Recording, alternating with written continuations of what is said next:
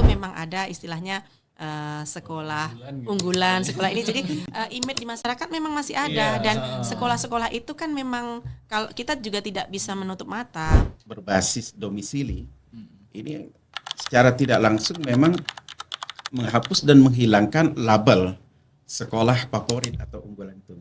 Ada kewajiban Pemda di sini, Dinas Pendidikan itu untuk berkolaborasi dengan sekolah-sekolah swasta dalam artian untuk memajukan pendidikan di kabupaten tersebut.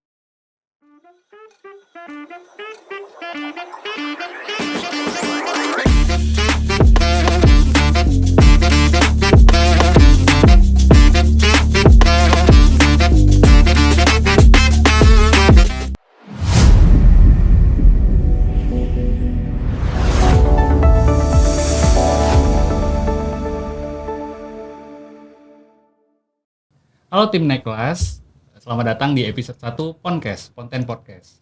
Ngobrolin tentang pendidikan, tapi nggak berasa ujian dadakan. Oke, kali ini kita bakal ngobrolin apa nih Kak Kiki? Kita akan ngobrolin tentang salah satu fenomena yang sangat hype sekali. Kali ini udah dekat akhir pertengahan bulan ini kan, tentang SPMB. Oke, SPMB kalau waktu saya dulu kuliah itu sistem penerimaan mahasiswa baru kalau nggak salah saya, 2017 itu.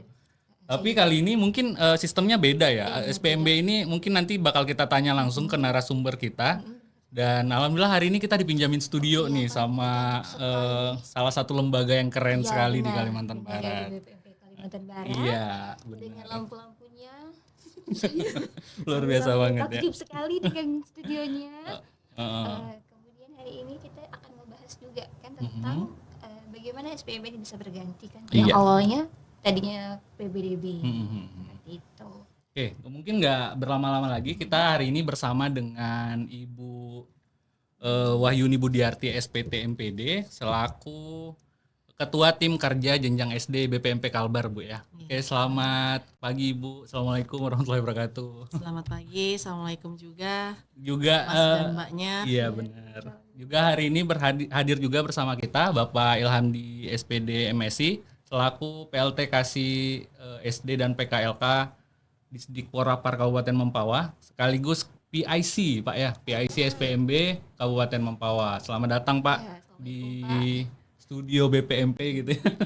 Apa kabar Pak hari ini Pak? Alhamdulillah sehat. Semoga kita semua juga sehat. Alhamdulillah. Jauh ya Pak tadi ya Pak ya? Berapa jam kira-kira dari Mempawah Pak? Perjalanan dari Mempawah ke Pontianak atau BPMP ini 2,5 jam lah kurang lebihnya. Yang penting tetap sehat dalam perjalanan Pak ya. Alhamdulillah. Nah, hari ini mungkin kita bakal tanya-tanya sedikit tentang kepada dua narasumber ini tentang SPMB itu. Mungkin Kak Kiki punya pertanyaan nih ke siapa dulu mungkin. Silakan Kak. Pertanyaan saya nih Pak, mungkin bisa jawab pergiliran. Kan kita tahu nih bahwa SPMB udah sebenarnya awalnya PPDB nih, tapi sekarang udah ganti jadi SPMB. Kemudian di sini juga ada jalur utama yang diprogramkan. Ada domisili, afirmasi, prestasi, kemudian mutasi, dan berita pentingnya lagi di dalam SPMB ini juga ada kuota penting di mana SD itu domisilinya minimal 70%, kemudian SMP-nya itu domisili 40%, kemudian prestasinya itu minimal 25%. Pertanyaan saya ini agak sedikit sebenarnya simple. Apa perbedaan antara SPMB sama PPDB lama gitu? Apakah sama? Kemudian mungkin ada perbedaan atau gimana yang menonjol dari SPMB? Mungkin dari perspektif BPMP dulu kali Bu ya. Silakan Baik, Ibu. Mbak Riki dan Mas ya. Sebenarnya PBDB ataupun sekarang sudah menjadi istilahnya itu berubah ke SPMB itu sudah sebenarnya sudah hal yang rutin ya dilaksanakan baik oleh satuan pendidikan dan juga memang melibatkan dinas pendidikan dan juga kami selaku UPT pusat memiliki tanggung jawab ya terkait dengan pelaksanaan SPMB tersebut. Nah, ini kalau memang kita berbicara kalau tahun lalu ya, tahun 2018 mulai 2021 ya, itu kan sudah ada peraturan yang mengatur terkait dengan PPDB. Nah, ini memang perbedaannya untuk SPMB ini juga aturannya sudah berbeda. Kalau PPDB itu menggunakan Permendikbud nomor 1 tahun 2021, sementara untuk SPMB ini menggunakan peraturan Permendiknasmen nomor 3 tahun 2025. Nah, sebenarnya dengan adanya dua peraturan yang berbeda, ini kan tentu saja secara pelaksanaan dan teknisnya juga ada perbedaan. Namun memang ada hal-hal yang berbeda, tetapi ada hal yang masih sama begitu. Karena ini sebuah rutinitas ya. Jadi kalau pada saat PPDB dulu itu kan jalurnya itu ada zonasi, kemudian afirmasi, kemudian perpindahan orang tua murid, orang tua siswa, kemudian prestasi ya. Tetapi untuk SPMB ini ada hal yang berbeda, itu jalur yang awalnya itu jalur zonasi berubah menjadi jalur domisili. Kemudian masih ada jalur afirmasi. Kemudian untuk yang jalur perpindahan orang tua ini untuk SPMB ini menjadi jalur mutasi karena ada perbedaan memang. Kemudian untuk jalur prestasi masih sama.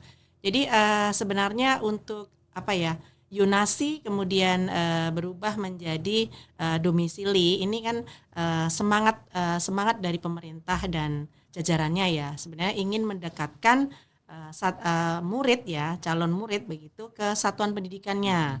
Kalau dulu kan pada saat PPDB ada sedikit banyak apa namanya ya, di daerah ada terjadi sedikit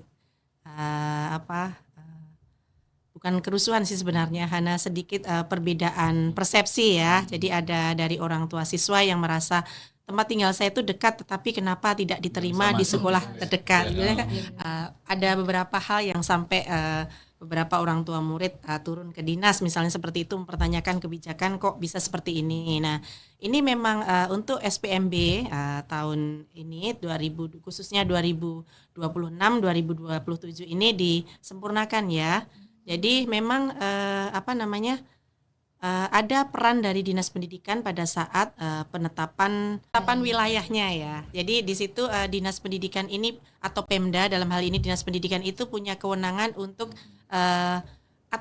secara administrasi. Jadi administratif bukan administrasi ya. Jadi istilahnya bisa menetapkan daerah mana saja yang bisa masuk ke satuan pendidikan tertentu. Misalnya nih ada SD Negeri 1 Mempawah Hilir misalnya. Nah, ini Pemda ini bisa menetapkan yang bisa masuk ke SD 1 Mempawah Hilir itu misalnya dusun A, B, C seperti itu. Ya, jadi tidak hanya fokus pada radius saja begitu. Jadi ini kan karena kan kita juga memikirkan jumlah lulusan di sekitarnya, kemudian juga sebarannya seperti apa. Jadi di sini Pemda dalam hal ini Dinas Pendidikan ini lebih tahu gambaran sebenarnya. Jadi seperti itu, selain aturan kemudian juga sistemnya juga ada sedikit perbedaan di mutasi ya.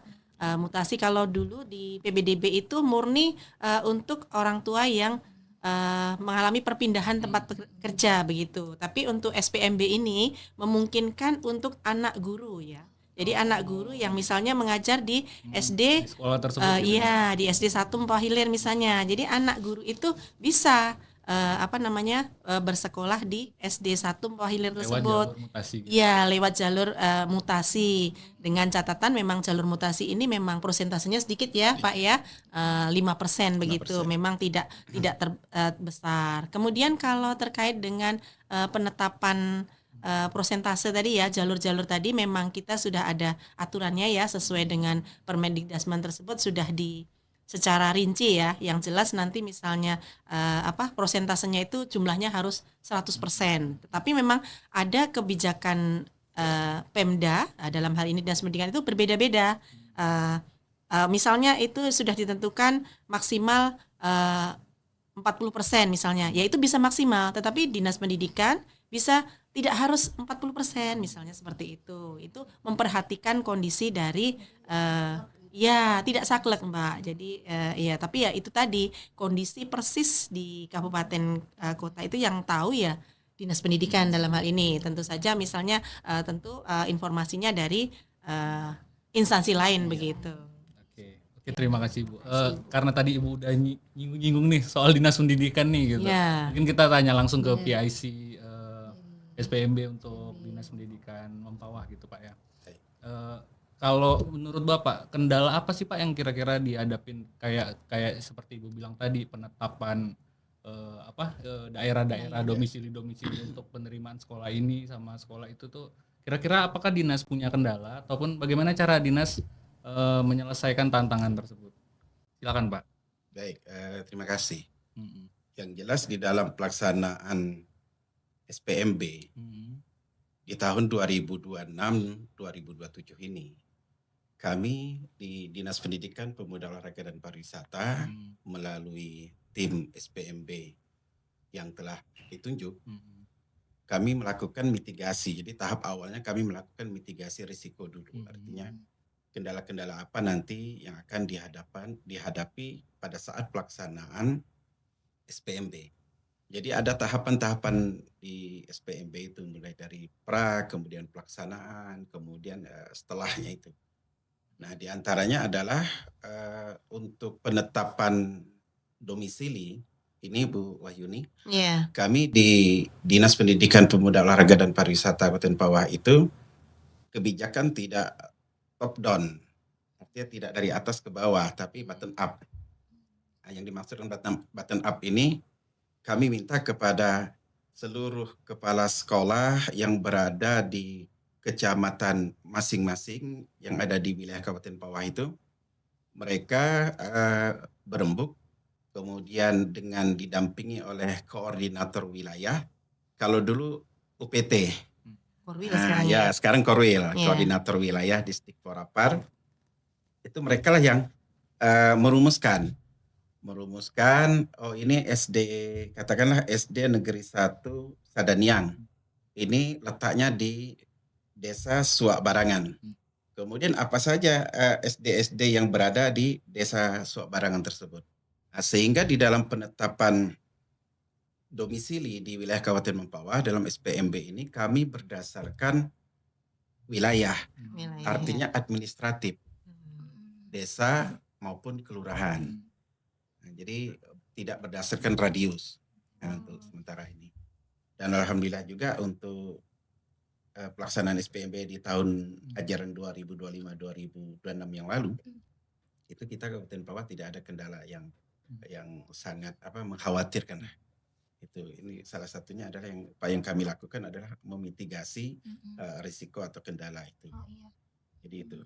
Kemudian juga perlu kami sampaikan bahwa di dalam pelaksanaan penetapan jalur, artinya persentase jalur itu, ya memang di Peraturan Menteri Pendidikan Dasar dan Menengah Nomor 3 Tahun 2025 tentang SPMB itu, di sana ada pasal yang mengatur kebijakan penetapan persentase jalur itu memang sudah ada, tetapi tidak saklek juga. Artinya pemerintah daerah diberikan kewenangan untuk menentukan persentase.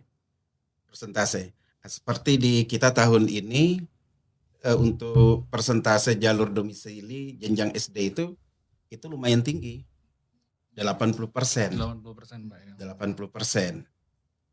Kenapa 80%? Karena jenjang SD ini hanya 3 jalur. Tidak ada jalur prestasi. Jadi yang ada itu jalur afirmasi itu 15%. Nah, kemudian jalur mutasi, perpindahan orang tua itu 5%. Nah, sedangkan di jenjang SMP jalur domisilinya itu 40%. Berarti dalam hal ini Dinas Pendidikan mengambil kebijakan, Pak, mengambil kebijakan yang mungkin tadinya 70% dinaikkan jadi 50%. Ya, dinaikkan dengan dasar pertimbangan karena anak usia SD itu kan kalau jalur domisili ini agak kecil, sehingga itu jarak tempuh mereka ke sekolah dari tempat tinggal itu agak jauh. Kemudian untuk saya lanjutkan jalur afirmasi yang SMP ini 20%. Sedangkan jalur prestasi kita 35%. Nah, kemudian jalur mutasi sama dengan SD yaitu 5%. Jadi itu. Oke, berarti ternyata SPMB yang baru diluncurkan ini programnya itu ternyata memang kalau kita lihat dari penjelasan tadi itu perbedaannya dengan yang dulu itu adalah dari segi peraturan yang melandasinya, kemudian lagi dari segi sistemnya, tahapan-tahapannya menarik sekali. Itu yang mungkin lebih untuk supaya rata semua anak-anak bisa. Jadi anak-anak semua ya, anak-anak itu tercukupi itu ya, kebutuhan bisa, untuk ya, untuk sekolahnya gitu. bisa tercukupi. Oke. Seperti itu ternyata. Mungkin kalau saya dari perspektif orang tua ya, saya juga tenaga pendidikan tapi juga sebagai orang tua ya Bapak Ibu ya. Jadi kan kebetulan anak saya tahun ini ikut SPMB juga gitu. Mungkin banyak sekali beredar omongan-omongan orang tua di luar gitu ya. SPMB kali ini nih kemungkinan akan menghapus yang namanya sekolah favorit. Nah, sedangkan ya yang namanya orang tua pasti pingin pendidikan yang terbaik dong untuk anaknya gitu ya. Nah, apakah kalau menurut dari versi BPMP dulu deh, dari Ibu dulu deh, apakah SPMB berpotensi akan menghapus sekolah favorit itu, titel sekolah favorit itu? Dari dulu itu Dan selalu. apakah hal itu bagus gitu? Ataupun gimana deh tanggapan BPMP gitu Sekolah favorit. kira-kira? Agak berat ini pertanyaannya. Jadi dengan sistem penerimaan murid baru ini ya, namanya kan sistem ya, berarti kan bukan berbeda dengan seleksi ya, tanda kutip. Kalau seleksi itu pasti ada persyaratan khusus yang siapa yang bisa masuk di seleksi tersebut. Tapi kalau sebuah sistem itu kan berarti sebenarnya di situ sudah menggambarkan sebuah pemerataan begitu. Jadi setiap calon murid itu berhak masuk ke satuan pendidikan dalam tanda kutip sesuai jalurnya. Jadi untuk anak yang memiliki prestasi bisa masuk ke satuan pendidikan pilihannya melalui jalur prestasi. Anak yang memang secara domisili itu masuk di satuan pendidikan, mereka memanfaatkan yang jalur domisili. Makanya tadi prosentasenya kan sudah sudah ditetapkan oleh Dinas Pendidikan ya. Nah, sebenarnya dari penetapan tadi itu sebenarnya harapan kita, semangat kita sebenarnya penghapusan sekolah favorit itu sudah lama ya. Jadi hanya memang karena namanya suatu program itu kan tidak serta-merta bisa langsung tujuannya itu tercapai, tetapi kan melalui proses begitu ya. Memang sekolah-sekolah yang nantinya kan ini juga ada beberapa sekolah baru ya nantinya ya Pak ya. Memang ada misalnya sekolah nasional terintegrasi, kemudian sekolah rakyat, kemudian yang memang sekolah yang memang sudah ditangani oleh Kementerian Pendidikan ya. Nah, jadi memang kalau untuk yang Kementerian Pendidikan Dasar dan Menengahnya ya, ini nantinya memang diharapkan tidak ada lagi itu label sekolah favorit begitu. Semua sekolah berarti kualitasnya harusnya sama ya, gitu ya. hanya memang begini di lapangan itu seringnya sekolah yang fasilitasnya itu lengkap, biasanya itu memang sekolah yang menjadi favorit dari orang tua. Siapa sih orang tua mana yang tidak ingin anaknya itu sekolah di satuan pendidikan yang misalnya gurunya lengkap, ruang kelasnya lengkap, kemudian istilahnya fasilitas di dalam kelasnya misalnya kelasnya tidak panas atau fasilitas yang ekstrakurikulernya misalnya menunjang begitu kan. Jadi memang di sini kita sama-sama ya dalam hal ini Dinas Pendidikan dan juga Pemdanya ya terutama itu memang memeratakan ya fasilitas kesatuan pendidikan. Diharapkan dengan pemerataan fasilitas di satuan pendidikan, jadi nanti tidak akan lagi ini sekolah yang ada di kota ini fasilitasnya lebih bagus daripada sekolah yang ada di pedesaan misalnya seperti itu. Makanya itu diberikan daya tampung begitu. Itu kan untuk pemerataan ya. Misalnya daya tampung sekolah A memang sekian begitu. Jadi diharapkan nanti sekolah-sekolah itu memiliki daya tampung tersendiri begitu. Jadi tidak menumpuk di satu yang menimbulkan nanti kalau satuan pendidikan A ini setiap tahun menjadi sekolah favorit nih. Nah, ini memang sih bertahap seperti itu. Memang tetap masih ada ya, karena dulu memang ada istilahnya sekolah Unggulan gitu. unggulan, sekolah ini. Jadi image di masyarakat memang masih ada, Iya, dan sekolah-sekolah itu kan memang kalau kita juga tidak bisa menutup mata, mereka lebih banyak mendapat fasilitas, kemudian guru-gurunya juga sering mendapat pelatihan. Iya. Jadi inilah semangat kementerian, makanya kan pendidikan untuk semuanya ya. Nah, ini memang sedang berproses. Mungkin Pendidikan seperti bermutu itu. untuk semua. Ya, pendidikan bermutu untuk semuanya gitu. Kalau dari perspektif dinas nih Pak, apa langkah dinas untuk memeratakan pendidikan di Kabupaten Mempawah nih? Karena mungkin kita banyak sekali ngelihat kayak mungkin perbandingannya antara Mempawah sama Sadaniang nih Pak kan.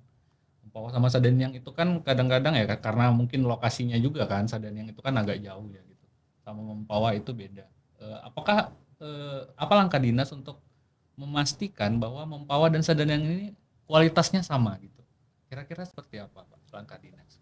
Kalau untuk kebijakan pemerintah daerah Kabupaten Pawah, dalam hal ini melalui OPD teknis yang membidang pendidikan, yaitu Dinas Pendidikan, Pemuda, Olahraga dan Pariwisata, untuk pemerataan peningkatan kualitas, kemudian sumber daya, kemudian infrastruktur, sarana prasarana sekolah itu, kita sudah mengupayakan pemerataan itu dengan adanya program revitalisasi sekolah yang digaungkan oleh Bapak Presiden Prabowo Subianto melalui Pak Menteri Pak Abdul Muti ini kan, ya alhamdulillah kita untuk Kabupaten Mempawah ini untuk program revitalisasi ini tidak hanya menyentuh kepada sekolah-sekolah yang berada di kecamatan ibu kota kabupaten nih Bu Wahyuni, kan juga sampai ke kecamatan yang jauh dari ibu kota Kabupaten Pawah seperti Sadaniang, Toho itu. Dan alhamdulillah jadi itu, dan proses revitalisasi ini juga tidak istilahnya itu faktor kedekatan saja, tidak, tetapi ini kan memang berdasarkan data utama yaitu Dapodik. Namun kami di Dinas Pendidikan, Pemuda, Olahraga dan Pariwisata memiliki juga kewenangan untuk mengkonfirmasi.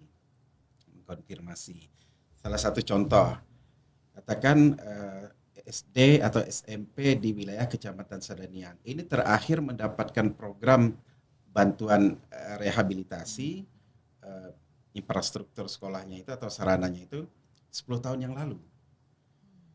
Tetapi data di Dapodik itu kondisi sekolah masih bagus. Berarti ada juga peran operator di dalamnya Pak ya? Rata-rata biasanya sekolah itu mereka mengisi data di Dapodiknya itu sarana prasarana atau infrastruktur sekolahnya itu bagus dan lengkap karena hanya semata-mata ingin mengejar nilai akreditasi. Sehingga sesuatu yang tidak ada di sekolah tersebut diada-adakan, kemudian sesuatu yang seharusnya itu sudah layak untuk direhab atau diperbaiki itu dibagus-baguskan. Nah ini memang saya dan Bu Kabid, Bu Rizka Tania ini memang untuk saat ini kami akan mengkonfirmasi, minta klarifikasi kepada Kepala Satuan Pendidikan dan operator. Itu adalah ikhtiar kita untuk memeratakan pembangunan sekolah itu dari sisi infrastrukturnya nih Bu Wahyuni, itu betul-betul merata, artinya bagus dan baik. Kemudian kaitan dengan kembali lagi kepada SPMB ini, memang dengan adanya kebijakan dari Kementerian Pendidikan Dasar dan Menengah dengan berbasis domisili, ini secara tidak langsung memang menghapus dan menghilangkan label sekolah favorit atau unggulan itu. Ya kan? Sebenarnya memberi label itu adalah masyarakat sendiri. Iya, benar. Masyarakat sendiri, ya kan? Nah, saya alhamdulillah untuk kaitan SPMB setiap tahun ajaran ini saya tidak dipusingkan dengan anak mau masuk, karena alhamdulillah anak maunya sekolah itu di pondok pesantren. jadi saya agak sedikit santai dalam menghadapi SPMB, tapi dari sisi tanggung jawab sebagai ASN tentunya saya harus berkontribusi untuk pelaksanaan SPMB di Kabupaten Pawah ini berjalan baik dan lancar. Nah, oleh karena itu kami Dinas Pendidikan, Pemuda, Olahraga dan Pariwisata sudah menetapkan jadwal pelaksanaan SPMB di wilayah Kabupaten Pawah ini. Dan ini harus ditaati dan dipatuhi oleh seluruh kepala satuan pendidikan, ya, mulai dari jenjang PAUD, TK, SD dan SMP. Itu sudah dituangkan di dalam surat edaran Bupati Mempawah tentang pelaksanaan SPMB. Nah, di sini saya sampaikan bahwa untuk pelaksanaan SPMB pendaftaran jalur prestasi itu dimulai tanggal 26 Mei sampai dengan 5 Juni. Kemudian untuk pendaftaran jalur domisili, jalur afirmasi dan jalur mutasi, semua jenjang yang menjadi kewenangan kita pendidikan dasar itu tanggal 8 sampai dengan 26 Juni. Sedangkan untuk pengumuman hasil seleksi tanggal 30 Juni, kemudian pendaftaran ulang tanggal 1 sampai dengan 3 Juli, dan permulaan tahun ajaran 2026-2027 itu pada tanggal 13 Juli. Jadi itu. Kemudian juga kaitan dengan daya tampung. Daya tampung ini memang cukup alot juga ya Bu Wahyuni. Berapa kali kita Dinas Pendidikan Kabupaten Kota se-Kalimantan Barat ditambah dengan Dinas Pendidikan Provinsi melakukan rapat koordinasi dengan pihak BPMP yang memang konsen untuk melakukan advokasi pendampingan kepada pemerintah daerah dalam hal SPMB ini ya Bu Wahyuni ya. Nah, sehingga dalam penetapan daya tampung itu mekanisme yang kita atur di Dinas Pendidikan dan Pariwisata Kabupaten Pawah itu adalah kita sampaikan surat edaran ke seluruh satuan pendidikan untuk menyampaikan usulan daya tampung atau rombel dalam SPMB. Berarti sekolah yang mengajukan. Sekolah yang mengajukan, tetapi juga kita sondingkan dengan Dapodik, artinya ketersediaan rombel yang ada di Dapodik. Kemudian alhamdulillah untuk Kabupaten Mempawah tahun ini dapat 10 sekolah yang diberikan pengecualian daya tampung dari ketetapan daya tampung yang diatur oleh pemerintah. Itu kenapa dikecualikan? Nah, ada alasannya. Jadi alasannya pertama letak letak atau jarak sekolah ini dari tempat tinggal calon murid baru ini cukup jauh. Kemudian sekolah yang lain itu juga cukup jauh. Maka kemudian faktor geografis, tidak ada kendaraan angkutan umum, itu yang menjadi pertimbangan dari pihak Kemendikbudrismen melalui BPMP untuk memberikan pengecualian. Dan alhamdulillah dari 10 itu kita SMP mendapatkan 6 sekolah, sedangkan jenjang SD kita mendapatkan 4 SD yang diberikan pengecualian. Kalau daya tampung yang normal itu kan jenjang SD itu 28 murid per rombel, kemudian SMP itu kan 32. Jadi dengan adanya pengecualian tadi, yang jenjang SD itu bisa menerima, kemudian jenjang SMP begitu juga akan sampai 40 murid. Jadi itu. Berarti kaitannya tadi sama yang Ibu bilang ya, kalau kuota ini bisa atau kuota itu bisa dalam hal ini Pemda bisa mengintervensi gitu sesuai dengan kebutuhan satuan pendidikan masing-masing. Betul. Tapi dengan catatan walaupun Pemda diberikan keleluasaan untuk melakukan intervensi, tapi putusan akhir ada pada Kementerian Pendidikan Dasar dan Menengah melalui BPMP Provinsi Kalimantan Barat. Menarik sekali. Menarik sekali Pak. Saya pengen bertanya dari sisi saya pernah bertemu dengan beberapa kasus nih teman-teman saya di lapangan. Saya kebetulan tidak terlibat di SPMB, tapi saya pernah teman-teman curhat tuh. Panitianya itu katanya ada yang manipulasi domisili atau gimana tuh Pak. Kemudian katanya dia tuh tinggalnya di sini. Saya juga pernah ketemu sama anak itu dia tinggalnya di sini. Tapi kalau secara domisili tidak gitu, tidak masuk cakupan itu gitu. Nah, apakah untuk tahun ini SPMB tahun ini apakah ada aturan baru untuk hal tersebut, bagaimana dari segi dari pihak BPMP maupun dari pihak Dinas Pendidikan untuk bisa mengatasi hal tersebut? Itu sering sekali Pak terjadi. Kaitannya dengan kecurangan Yang sistem biasanya terjadi itu. Mungkin dari Bapak Dari dulu Bapak deh, dulu dari Bapak mungkin. dulu. Dari Baik. dinas dulu nih. Iya, Dari dinas ya, karena ini lebih pertanyaan pada teknis ya. Iya, Bu teknis Sony. dah di Nah, jadi lapangan. untuk mengatasi hal-hal seperti itu, tadi kan di awal sudah saya katakan kita melakukan mitigasi risiko ataupun kendala-kendala yang akan dihadapi. Secara normatif, peraturan itu atau regulasi sudah kita terbitkan dengan dikeluarkannya keputusan Bupati Mempawah nomor 400.2.4.1/75 garing Dikporapar garing 2026 tentang petunjuk teknis SPMB jenjang TK, SD dan SMP tahun ajaran 2026-2027 di wilayah Kabupaten Mempawah itu sudah diatur, ya kan? Kemudian diperkuat lagi dengan adanya surat edaran. Tinggal kita kembalikan kepada panitia di tingkat satuan pendidikan, menjaga tidak ini komitmen untuk melaksanakan regulasi SPMB yang telah dikeluarkan.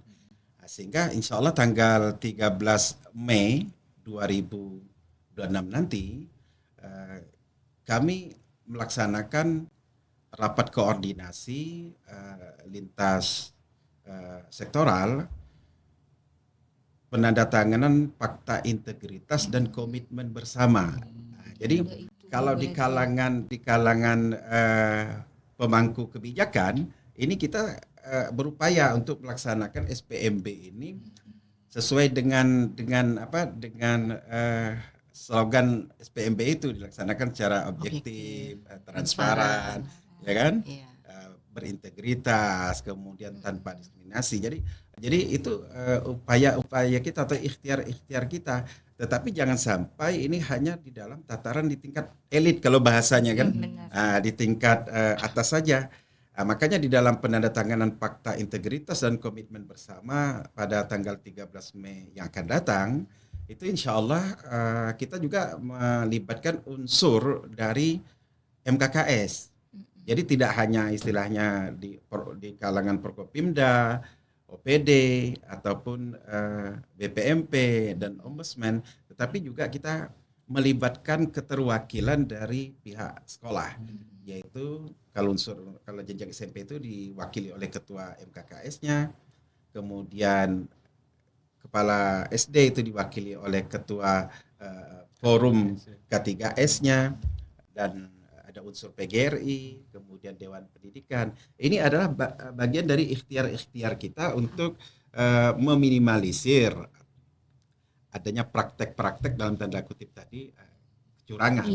Tinggal bagaimana komitmen teman-teman di panitia SPMB di satuan pendidikan. Tapi insya Allah kami Dinas Pendidikan Pemuda Olahraga dan Pariwisata melalui tim SPMB Kabupaten ini akan terus mensosialisasikan Bu Wahyuni tentang regulasi-regulasi ini, dan memang kami sudah merancang juga bagaimana nanti panitia SPMB di tingkat satuan pendidikan ini juga menandatangani fakta integritas dan komitmen bersama di tingkat panitia satuan pendidikan. Jadi ini adalah bagian dari ikhtiar kita.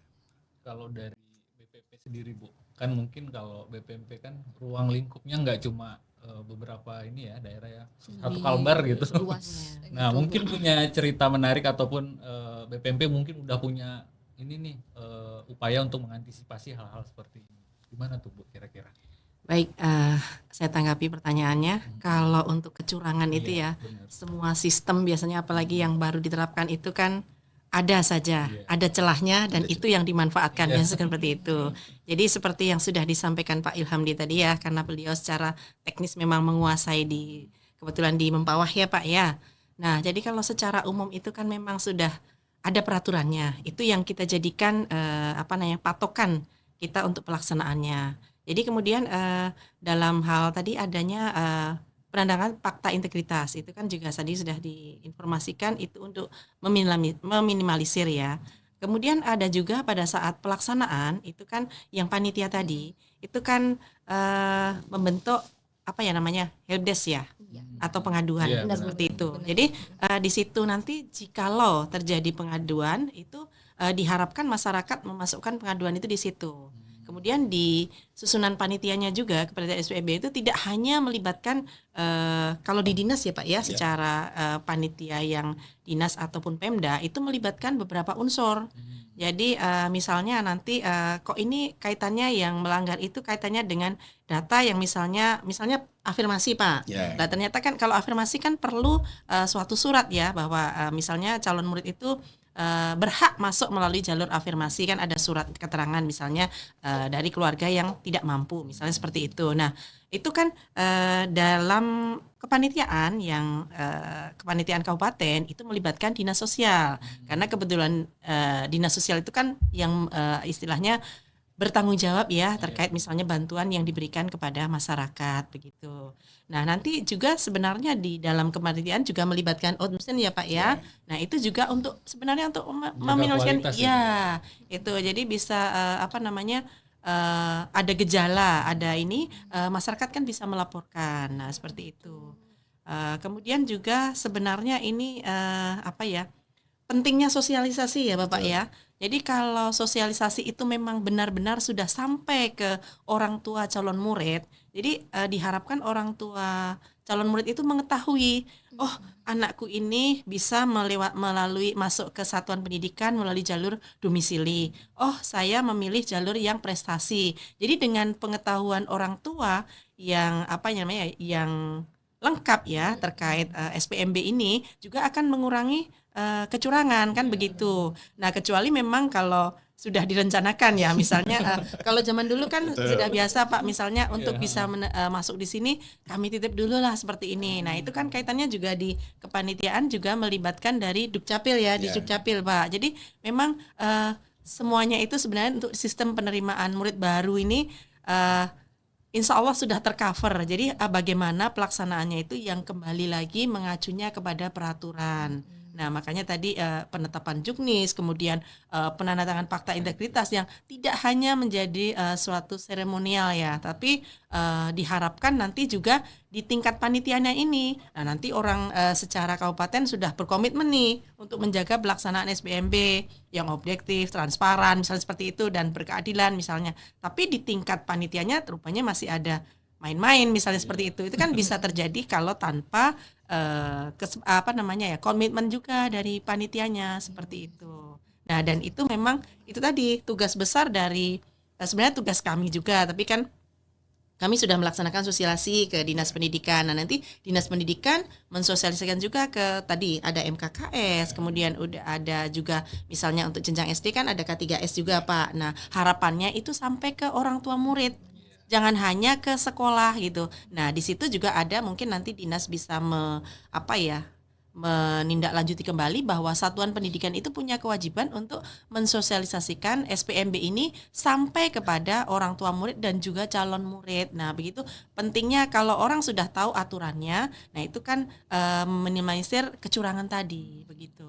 Berarti dalam hal ini kita juga sekalian mengedukasi nih ya, benar, mengedukasi para orang tua murid yang mungkin nonton podcast ini bahwa seharusnya dipahami lah ininya prosesnya, aturan dan mekanismenya. Nah mungkin mohon maaf, saya menambahkan penjelasan dari Bu Wahyuni kaitan dengan unsur kepanitiaan. Memang di tingkat kabupaten itu kita melibatkan dari beberapa OPD. Tidak hanya dari Dinas Pendidikan, Pemuda, Olahraga dan Pariwisata.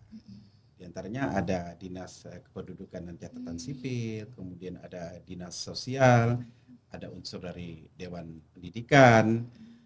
Kemudian apa sih tugas dari panitia SPMB Kabupaten ini?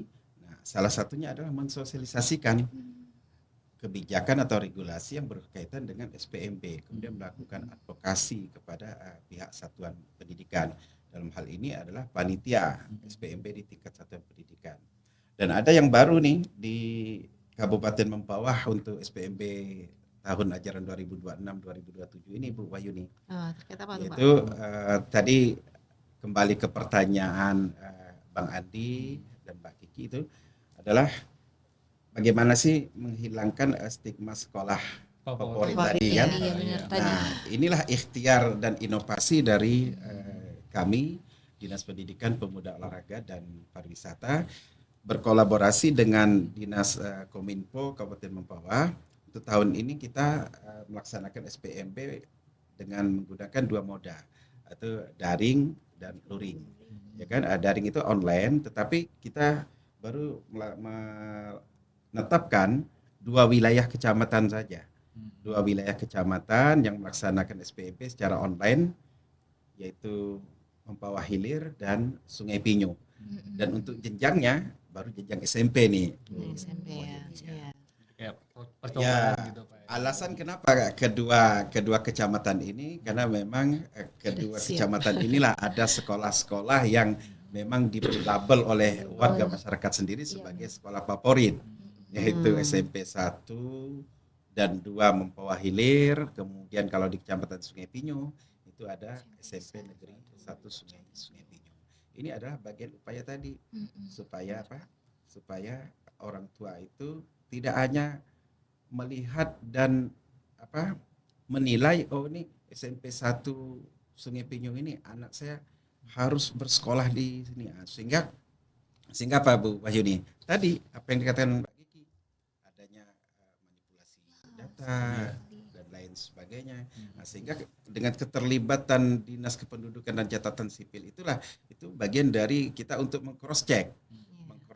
Kalau misalkan mereka memanipulasi data kependudukan, karena di dalam regulasi itu kan sudah diatur minimal 1 tahun ya, paling lambat 1 tahun kepindahannya di satu wilayah itu bisa mendaftar melalui jalur domisili. Dan harus 1 kakak itu Pak. Ya harus 1 kakak Iya, juga. tidak hanya siswanya dititip gitu. Dulu kan ada Iya. seperti Iya, itu benar. ya. Makanya sekarang 1 tahun sebelum itu harus 1 kakak itu memang Pindah secara semua. Pindah semua. iya harus pindah semua. Jadi itu kan membuat istilahnya kan lebih sulit lagi begitu. Akan banyak pertimbangan orang tua yang misalnya melakukan melalui trik tersebut begitu. Sebenarnya kebijakan SPMB seperti ini bukan menghambat atau menghalangi warga masyarakat untuk menyekolahkan anaknya, tetapi itu tadi spirit dari kebijakan SPMB ini adalah bagaimana sekolah-sekolah yang ada itu bisa merata mendapatkan murid. Jadi tidak hanya menumpuk ke dalam satu sekolah saja. Nah, itu spiritnya itu. Biar semua sekolah itu jadi sekolah favorit. Jadi Pak. sekolah favorit. Bukan hanya satu. Jadi artinya maju bersama kan, unggul Iya. bersama kan gitu. Jadi balik lagi kayak tagline kementerian kan, Iya. pendidikan bermutu untuk Pendidikan semua. bermutu untuk semua itu. Ya Iki, mungkin ada pertanyaan lagi. Pertanyaannya, nah gimana nih Pak? Kan karena kita tadi bahasnya tentang sekolah negeri nih Pak. Nih, gimana nasib dari sekolah-sekolah swasta nih Pak untuk sistem di SPMB nih Pak? Apakah sama atau mungkin ada perbedaan seperti itu? Dari Bapak dulu. Dari Bapak dulu. Untuk SPMB ini regulasi dan kebijakan ini diberlakukan sama nih. Berarti sama antara negeri dan Sama antara negeri dan swasta. Namun ada yang dinamakan dengan diskresi mungkin ya Bu Wahyuni ya. Iya. Ya, artinya ada kebijakan kita tidak saklek. Tidak saklek. Seperti SMP Negeri 1 Mempawah Hilir. Kemudian di situ ada juga sekolah swasta di wilayah Kecamatan Mempawah Hilir. Nah, ketika SMP Negeri 1 ini sudah terpenuhi 4 kota dari 4 jalur tersebut, itu kan memang kita arahkan untuk mendaftar di sekolah-sekolah swasta. Jadi artinya kemudian ada nanti kebijakan yang kita berlakukan bagi sekolah-sekolah swasta, walaupun memang secara aturan batas atau jadwal pelaksanaan SPMB itu tanggal sekian. Nah, ketika masih ada calon murid yang mau mendaftar atau belum terdaftar di sekolah negeri, walaupun waktu pelaksanaan itu sudah selesai, jadi kita berikan mereka toleransi untuk menerima kembali calon murid itu. Jangan sampai ada anak di wilayah Kabupaten Mempawah ini tidak bersekolah. Iya, Ini yang tujuan utama kita. Kalau dari BPMP Bu, dari sudut pandang BPMP itu kayak gimana itu mengatasi kalau jadi kadang-kadang pihak swasta, sekolah ya. swasta ini kan mikirnya, apalagi sekolah swasta yang kecil Bu ya. Kalau sekolah swasta favorit sih kita nggak usah, itu dikejar orang tua ya. Tapi sekolah swasta yang kecil nih yang bergantung pada jumlah murid gitu. Nah itu apakah ada perbedaan tuh antara negeri dan swasta untuk sistem SPMB? Justru pada sistem penerimaan murid baru itu mengamankan untuk sekolah-sekolah swasta ya. Karena memang untuk terutama SPMB tahun ajaran 2026-2027 itu keterlibatan dari sekolah swasta itu justru diutamakan begitu. Jadi ada kewajiban Pemda di sini Dinas Pendidikan itu untuk berkolaborasi dengan sekolah-sekolah swasta dalam artian untuk memajukan pendidikan di kabupaten tersebut. Karena kan tidak boleh menutup mata ya, karena swasta itu juga berperan Pak dalam peningkatan pendidikan begitu. Jadi dalam penetapan wilayahnya itu juga swasta kemudian Swasta daya juga tampungnya masuk gitu ya di SK-kan begitu.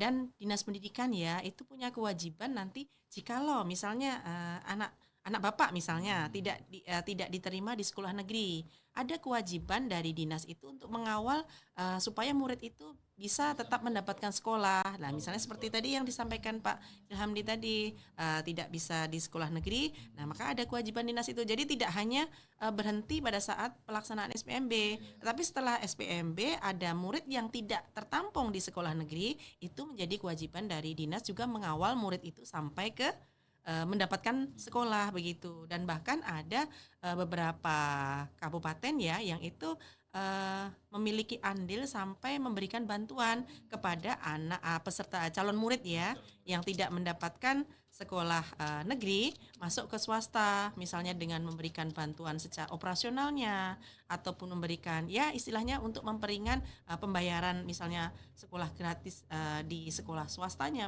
bayarkan katakanlah kalau swasta kan memang identik dengan biaya ya. Jadi ada kabupaten-kabupaten yang sudah memiliki semangat seperti itu dan diharapkan semangat kabupaten yang sudah istilahnya membantu anak-anak yang tidak mendapatkan sekolah negeri ya itu bisa masuk ke sekolah swasta dengan bantuan pembiayaan begitu. Tapi memang seperti yang dikatakan Mas Andi tadi ya, kalau untuk sekolah swasta yang sudah dalam tanda kutip misalnya favorit itu justru awal-awal saja ya. Jadi ini biar menjadi pemicu juga sekolah swasta itu supaya berkualitas semuanya Pak. Jadi sama-sama berjalan. Jadi secara aturan juga biar sama-sama istilahnya jangan menutup sekolah swasta itu tidak mendapat murid begitu. Makanya dengan perhitungan daya tampung, kemudian penetapan wilayah itu sudah diikut sertakan bahwa bahkan sosialisasi sebenarnya mereka juga berhak mendapatkan sosialisasi terkait dengan SPMB tersebut. Itu Mas Andi, Mbak Kiki. Kalau saya menambahkan, kalau kaitan dengan pembiayaan yang diberikan oleh pemerintah daerah yang bagi calon murid baru ini, Bu Wahyuni, kita pemerintah Kabupaten Mempawah memang tidak memiliki alokasi anggaran khusus untuk membantu anak-anak yang masuk sekolah. Tetapi bagi anak-anak yang sudah terdaftar sebagai murid baru di satuan pendidikan jenjang SD maupun jenjang SMP yang kategori dari keluarga yang tidak mampu, itu pemerintah Kabupaten Mempawah sudah memberikan anggaran atau sudah mengalokasikan anggaran berupa bantuan sosial seragam sekolah dan kelengkapannya. Sudah itu Kabupaten Mempawah itu.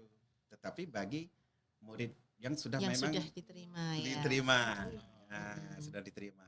Ada persyaratan khusus nantinya itu. Itu biasanya kami laksanakan itu pada kisaran bulan Agustus setelah kami mendapatkan data real, data resmi dari satuan pendidikan. Jadi itu.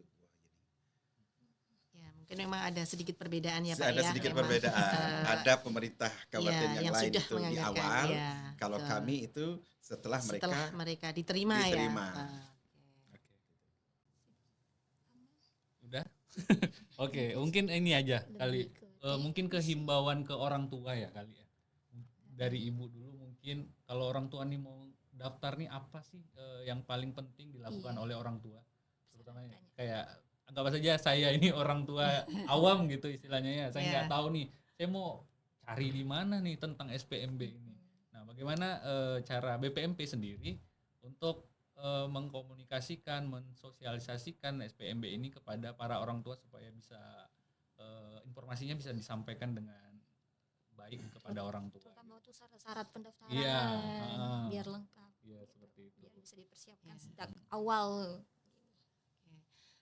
Gini, Mbak Kiki dan Mas Andi ya, terkait dengan sosialisasi ya, itu kan memang ada apa namanya ya, tahapannya begitu ya. Jadi untuk BPMP ini ya Pak ya, ini memang sosialisasi yang perlu kami sampaikan itu kepada Dinas Pendidikan. betul. Nah, kemudian nantinya yang Dinas Pendidikan ini akan sosialisasi kepada sekolah begitu. Nah, sekolah nanti sosialisasi kepada orang masyarakat atau orang tua calon murid ya. Nah, ini memang pentingnya sosialisasi tadi. Nah, ini sebenarnya Bapak dan Ibu sampai ke sini, Mas Andi, Mbak Kiki, sebenarnya itu sudah merupakan salah satu yang kita ingin SPMB itu tersampaikan kepada orang tua murid. Nah, makanya tadi ada juga upaya menggandeng Kominfo ya. Itu untuk saat ini kan masyarakat itu lebih menyukai lebih cepat tahu informasi kan dari media Digital, sosial ya. dunia digital. Kalau untuk misalnya papan pengumuman itu bukan ini ya, bukan istilahnya tidak perlu. Tetapi selain mungkin katakanlah papan pengumuman itu yang justru cepat itu di media sosial begitu. Nah, nanti memang menjadi kewajiban Dinas Pendidikan ya Pak ya menyampaikan ke satuan pendidikan, dan satuan pendidikan itu yang harus menyampaikan sosialisasi SPMB ini kepada orang tua calon murid begitu. Jadi di situ sebenarnya ada biasanya memiliki situs-situs ya Pak ya. Informasi semua yang diperlukan dalam proses SPMB itu sudah ada ditentukan sampai detail dari persyaratan, kemudian cara mendaftar, kemudian itu sebenarnya sudah ada. Saya yakin setiap satuan pendidikan itu sudah sudah ada pengalaman. Iya, hanya memang ini sekarang edukasinya sampai kepada orang tua calon murid itu yang mungkin lebih kita perlu perhatian, karena kan memang masyarakat kita itu kan juga tidak sama ya, maksudnya pengetahuannya secara umum SPMB biasanya diserahkan kepada yang kakaknya lah atau siapanya yang lebih mengetahui begitu. Nah, ini memang biar tidak terjadi perbedaan persepsi begitu. Kalau orang tua calon murid itu sudah tahu misalnya, oh anak saya nanti akan mendaftar menggunakan jalur ini. Nah, sesuai persyaratannya kan juga menyesuaikan kan begitu, karena kan perbedaan jalur juga persyaratan untuk masuk juga berbeda, bahkan tanggalnya juga bisa jadi berbeda. Ada misalnya jalur domisili kemudian prestasi itu tanggalnya biasanya dibedakan begitu. Mungkin dari saya itu Mas Andi, Mbak Kiki. Kalau dari Dinas Pendidikan Pemuda Olahraga dan Pariwisata Kabupaten Mempawah nih Pak, kira-kira apa tuh yang mau disampaikan kepada masyarakat nih? Atau bagaimana cara dinas untuk mengkomunikasikan SPMB ini supaya bisa masyarakat itu lebih luas nih mengetahuinya gitu? Ya. Yang pertama kami lakukan untuk mensosialisasikan atau mempublikasikan pelaksanaan SPMB di wilayah Kabupaten Mempawah ini, kita menggandeng Diskominfo. Dan insya Allah nanti akan tampil di Videotron beberapa titik yang ada di Kabupaten Mempawah. Itu bagian dari publikasi kita tentang SPMB. Yang kedua juga kita sudah menjalin komunikasi dengan Radio Suara Praja Mempawah. Nanti akan kita sosialisasikan melalui Radio Suara Praja Mempawah. Ditambah lagi dengan rekan-rekan konten itu di media sosial ya kan, rekan-rekan konten ini. Kemudian juga kita media cetak beberapa teman-teman wartawan, dan salah satunya adalah ketua Persatuan Wartawan Kabupaten Mempawah itu juga kita ikut sertakan di dalam rakor penandatanganan fakta integritas dan komitmen bersama insya Allah tanggal 13 nanti. Jadi insya Allah untuk tahun ini SPMB di Kabupaten Mempawah betul-betul kita sosialisasikan, publikasikan secara masif nih Bu Wahyuni, karena ini juga menyangkut dari persyaratan kita di dalam penilaian MCP KPK. Jadi ini kita belajar dari tahun yang lalu, sehingga kami tekankan juga kepada satuan pendidikan agar melaksanakan sosialisasi atau publikasi SPMB ini secara masif juga ke masyarakat di lingkungan sekitar sekolah tersebut. Jadi itu upaya-upaya kita. Artinya Dinas Pendidikan, Pemuda Olahraga dan Pariwisata Kabupaten Bawah siap melaksanakan SPMB yang akan kita laksanakan mulai dari tanggal 26 Mei nanti sampai dengan akhirnya. Dan yang paling penting kepada seluruh masyarakat di wilayah Kabupaten Mempawah, silakan mendaftarkan putra-putrinya di sekolah masing-masing. Tidak ada lagi sekolah favorit, kemudian ikuti saja jalur 4 jalur tersebut. Ada prestasi bagi jenjang SMP, kemudian domisili, kemudian ada afirmasi dan mutasi ke sekolah yang diinginkan oleh anak-anaknya. Saya rasa itu. Tips nih, agar tips nih Pak, boleh berikan tips nih untuk orang tua yang sedang menyaksikan nih Bapak dan Ibu. Sekaligus closing statement. Iya, bagaimana sih supaya nanti bagaimana supaya nanti tidak tidak gagal di SPMB, anak-anak bisa diterima. Yang paling penting itu dokumen apa yang sangat perlu untuk disiapkan oleh orang tua nantinya biar anak-anaknya bisa masuk ke sekolah, bukan sekolah yang diidamkan tapi bisa sekolah lah itu untuk mengikuti SPMB dengan baik. Mungkin dari Ibu. Kalau dari BPMP memang sejak awal kan sejak ini ya semangat untuk SPMB ini kan ya memang karena diberikan tanggung jawab ya. Kami berusaha semaksimal mungkin ya ke Dinas Pendidikan ya dalam hal ini kami komunikasinya. Jadi kalau untuk orang tua murid ya mungkin memang harus dari awal itu sudah menetapkan ya, sudah tahu bahwa anaknya itu akan masuk melalui jenjang apa begitu. Nah kemudian memang juga harus mengetahui juga persyaratan jenjang yang dipilih begitu, jalur yang dipilih begitu, karena kan ada perbedaan. Yang jelas mungkin karena ini saya yakin ya dari sekolahnya itu sudah ada informasi begitu. Nah ini kalau untuk sampai kepada orang tua itu tadi memang ada itu tadi upaya-upaya yang sudah dilakukan. Jadi memang harus mengikuti informasi yang sedang berkembang. Tetapi intinya orang tua ya harus tahu itu tadi anaknya mau lewat jalur apa yang memungkinkan, karena kan yang jelas kan setiap anak memang memiliki hak untuk masuk sekolah sesuai dengan jalur yang dipilihnya begitu. Sebenarnya kan ada 4 jalur itu memungkinkan anak lebih punya pilihan begitu. Yang berprestasi melalui prestasi, yang domisili bisa melalui domisili, kemudian yang kebetulan orang tuanya mutasi menggunakan jalur mutasi. Nah, kan seperti itu. Yang afirmasi juga tentu saja iya, karena kan persyaratannya berbeda memang, tapi kan seperti yang sudah disampaikan Pak Ilhamdi tadi, ada banyak informasi yang bisa didapat begitu. Selain dari sekolah, misalnya dari nanti medsos, kemudian yang tadi ada videotron, itu kan juga kalau videotron biasanya kan di tempat-tempat yang strategis ya, Pak. Jadi kan memang masyarakat kan sering lalu lalang di situ, jadi seringnya diputar juga akan mengedukasi masyarakat secara tidak langsung begitu. Memang ya kembali lagi ke orang tua ya, misalnya terkait dengan pemahaman mereka gitu. Nah, nanti memang kalau untuk di lapangan memang lebih cenderung kewajiban dari dinas mengedukasi sekolah mengedukasi hingga sampai ke masyarakat begitu intinya. Berarti informasi yang paling awal mungkin bisa diakses di sekolah, Bu ya.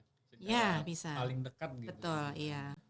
Ya minimal yang yang manual-manual yang papan pengumuman yang ini, atau biasanya kan guru kepala sekolah itu sudah pasti menginformasikan ini kepada anak-anak yang lulus, misalnya yang mau melanjutkan SMP itu sudah pasti. Saya yakin sekolah punya kewajiban moral itu untuk menginformasikan kepada muridnya. Jadi kalau murid nanti kan menyampaikan kepada orang tuanya. Nah, memang untuk sampai ke orang tua, untuk katakanlah orang tua yang pengetahuan ininya terbatas, itu memang yang perlu mungkin muridnya yang lebih ini. Tapi kalau untuk yang jenjang PAUD misalnya itu memang lebih banyak yang berperan adalah orang tuanya begitu.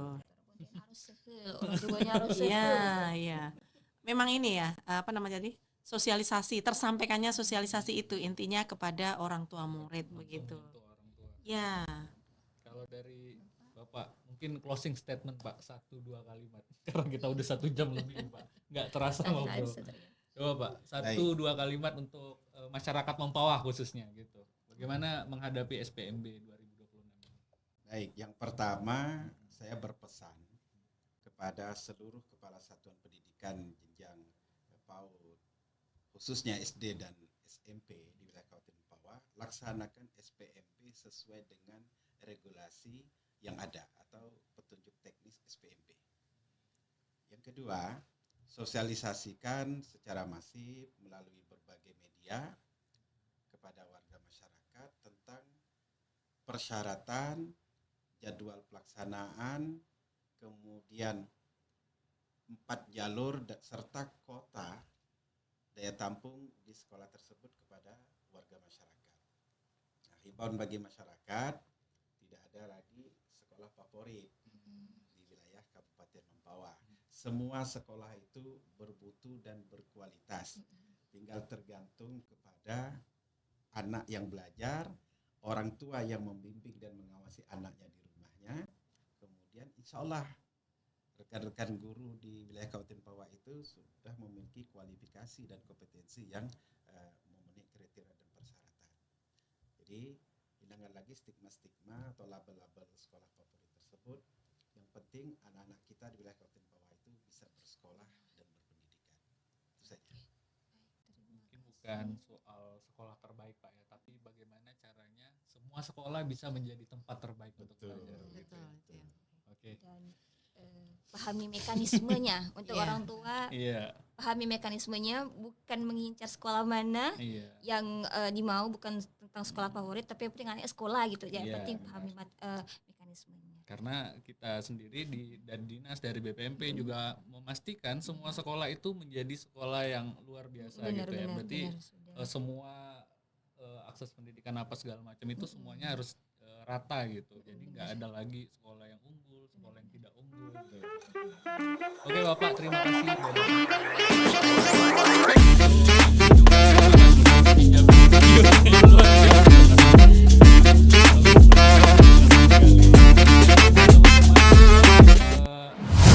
Mungkin episode pertama kita ngebahas kalau teman-teman punya pengalaman mungkin tahun lalu yang mungkin orang tua yang punya pengalaman daftarin anaknya ikutin SPMB mungkin bisa sharing-sharing di kolom komentar. Ya, benar. Ataupun mungkin teman-teman yang punya pendapat berbeda tentang bagaimana sih sistem ini, apakah masih sulit diakses ataupun informasinya masih terbatas begitu, silakan kita sharing-sharing dan diskusi di kolom komentar gitu ya. Sampai jumpa lagi di episode selanjutnya. Saya Andi Kurniawan dan saya Rizky Diansari. kami berdua mengucapkan selamat siang. Selamat siang dan salam literasi. Oke, terima kasih. Wassalamualaikum warahmatullahi wabarakatuh. Waalaikumsalam warahmatullahi